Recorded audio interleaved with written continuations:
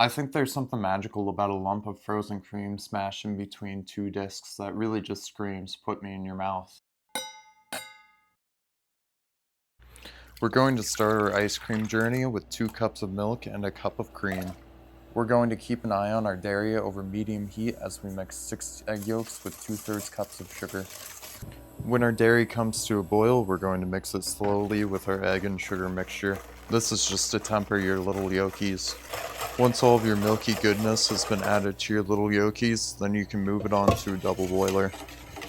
From here on out, I like to scrape the edges of the bowl with a rubber spatula until it starts to thicken, and then add a teaspoon of vanilla and a pinch of salt. I'll then cool down my creamy goodness thoroughly before freezing.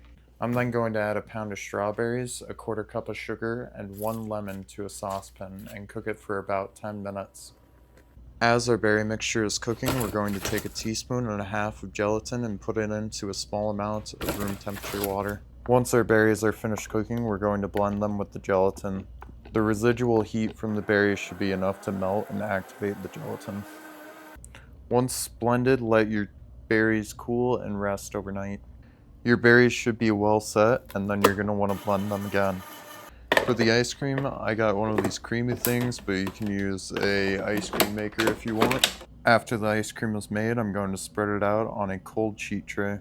And then you should probably let your ice cream set at least an hour in the freezer because it's easier to spread your berries if the ice cream's more firm.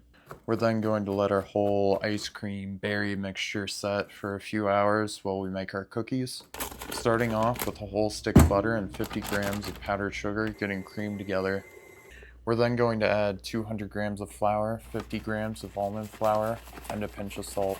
This all gets mixed until it resembles sand. And then we can add 1 whole egg and it'll bring everything together into a dough, which we can then mix some chonked up almonds in. Then I rolled that doughy guy into about 1/4 of an inch and chunked it out into circles. I cooked those circles at 250 degrees for 12 minutes. And then I chopped out a cylinder of ice cream to layer in between 2 of my cookies. Oh yeah, yum noms,